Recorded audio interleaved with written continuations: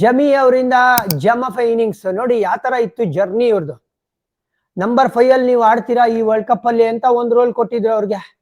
ಪಾಪ ಒಳ್ಳೆ ಬಾಲ್ ಬೀಳುತ್ತೆ ಅಗೇನ್ಸ್ಟ್ ಶ್ರೀಲಂಕಾ, ಕ್ಲೀನ್ ಬೋಲ್ಡ್ ಆಗಿ ಹೋಗ್ತಾರೆ.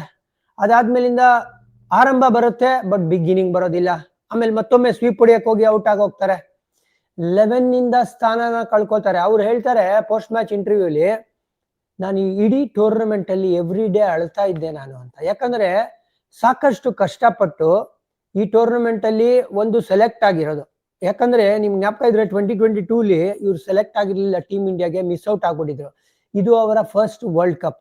ಸೊ ವರ್ಲ್ಡ್ ಕಪ್ ಅಲ್ಲಿ ಬಿಗ್ ಹೋಪ್ಸ್ ಇಟ್ಕೊಂಡ್ ಬಂದಾಗ ನನಗೆ ಆಡಕ್ ಬರುತ್ತೆ, ಆದ್ರೂ ಸಮಹೌ ನನ್ನ ಬ್ಯಾಟಿಂದ ರನ್ಸ್ ಬರ್ತಾ ಇಲ್ಲ, ಔಟ್ಗಳಾಗ ಹೋಗ್ತಾ ಇದೀನಿ, ಸೆಲ್ಫ್ ಡೌಟ್ ಗಳು ಬರ್ತಾ ಇದೆ, 11 ಇಂದ ಸ್ಥಾನ ಕಳ್ಕೊಂಡಿದೀನಿ. ಅದಾದ್ಮೇಲಿಂದ ಒಂದು ಅವಕಾಶ ಸಿಕ್ತು ಅಗೇನ್ಸ್ಟ್ ನ್ಯೂಜಿಲೆಂಡ್ ನಂಬರ್ 3 ಬ್ಯಾಟ್ ಮಾಡಕ್ಕೆ. ಯಾಕಂದ್ರೆ ಒಳ್ಳೆ ಅಡಿಪಾಯ ಹಾಕೊಟ್ಬಿಟ್ಟಿದ್ರು ಓಪನರ್ಸ್ ಅಂತ. ಅಲ್ಲಿ ಒಂದು ಬ್ಯೂಟಿಫುಲ್ ಇನ್ನಿಂಗ್ಸ್ ಆಡಿದ್ರು ಅಂತ ಹೇಳಿದ್ರೆ, ನಿನ್ನೆ ಆಡದಂತ ಇನ್ನಿಂಗ್ಸ್ ಪ್ರಾಬಬ್ಲಿ ನೀವು ವರ್ಲ್ಡ್ ಕಪ್ ಇತಿಹಾಸ ತೆಗೆದಾಗ ನಾಕ್ಔಟ್ ಮ್ಯಾಚಸ್ ಅಲ್ಲಿ one of the best 100s ಯಾವ್ದು ಅಂತ ಕೇಳಿದ್ರೆ ಅವಾಗ ಜಮಿ ಅವರ ಈ ಇನ್ನಿಂಗ್ಸ್ ಬರುತ್ತೆ.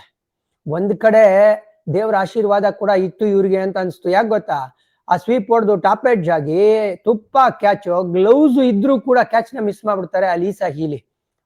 ಬೊಂಬಾಟ್ ವಿಕೆಟ್ ಕೀಪಿಂಗ್ ಗೆ ಫೇಮಸ್ ಆಗಿರೋ ಅಲೀಸಾ ಹೀಲಿ ಈ ತರ ಕ್ಯಾಚ್ ನ ಬಿಟ್ಟಿದ್ದಾರೆ ಅಂದ್ರೆ ಇದು ವಿಧಿವಿಲಾಸ ಅಥವಾ ದೇವರ ಆಟ ಅಂತಾನೆ ಹೇಳ್ಬೇಕು. ಆಮೇಲೆ ಇನ್ನೊಂದು ಅವಕಾಶ ಇರುತ್ತೆ, ತಾಲಿಯಾ ಮೆಗ್ರಾ ಮಿಡ್ ಆಫ್ ಅಲ್ಲಿ ಹಿಂದೆ ಓಡಕ್ತಾ ಅವ್ರ ಕೈಯಿಂದ ಮಿಸ್ ಆಗುತ್ತೆ.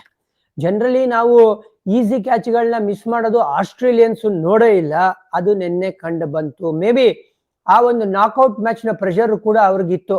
ಬಟ್ ಒಳ್ಳೆ catch in between Harmanpreet ಕೌರ್ದು ಆಶ್ಲೆ ಗಾರ್ಡ್ನರ್ ಓಡ್ ಬಂದು ಡೈವ್ ಹೊಡೆದು ಹಿಡಿತಾರೆ. ಹಾಗಾಗಿ ನಾವು ಈ ತರ ಒಂದು ಫೀಲ್ಡಿಂಗ್ ನ ಅಸೋಸಿಯೇಟ್ ಮಾಡ್ತೀವಿ ಆಸ್ಟ್ರೇಲಿಯಾ ಜೊತೆ. ನಿನ್ನೆ ಫಸ್ಟ್ ಟೈಮ್ ಎಡವಿದ್ರು ಟೂರ್ನಮೆಂಟ್ ಇಂದಾನೆ ಆಚೆ ಆಗೋಯ್ತು.